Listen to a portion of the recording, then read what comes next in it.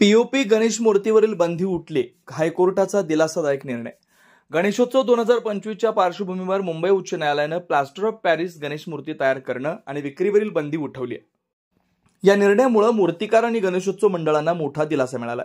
मात्र या मूर्तींचं विसर्जन केवळ कृत्रिम तलावांमध्येच करण्याची अट कायम आहे, असं मुख्य न्यायाधीश आलोक आराधे आणि न्यायमूर्ती संदीप मारणे यांच्या खंडपीठानं स्पष्ट केलं. न्यायालयानं राज्य सरकारला 3 आठवड्यात समिती नेमून पीओपी मूर्तींच्या विसर्जनासाठी उपाययोजना सुचवण्याचे निर्देश दिले. केंद्रीय प्रदूषण नियंत्रण मंडळाच्या तज्ज्ञ समितीनं पीओपी मूर्ती तयार करण्यास परवानगी दिली आहे, परंतु त्यांचं विसर्जन नैसर्गिक जलस्रोतांऐवजी कृत्रिम तलावांमध्येच करावं अशी शिफारस केली. राज्य सरकारने विसर्जनानंतर पीओपी साहित्य पुनर्वापरासाठी पर्यावरणपूरक पद्धतीनं साठवण्याची खात्री करावी, असंही न्यायालयानं नमूद केलं. सुनावणीत मोठ्या मूर्तींच्या विसर्जनाचा मुद्दा चर्चेत आला. राज्याचे महाधिवक्ता डॉक्टर बिरेंद्र सराफ यांनी 20 फुटांहून उंच मूर्तींसाठी सवलत मागितली. त्या सांस्कृतिकदृष्ट्या महत्त्वाच्या असल्याचं सांगितलं. यावर खंडपीठानं कृत्रिम तलाव तयार करून विसर्जन करण्यास प्रोत्साहन दिलं.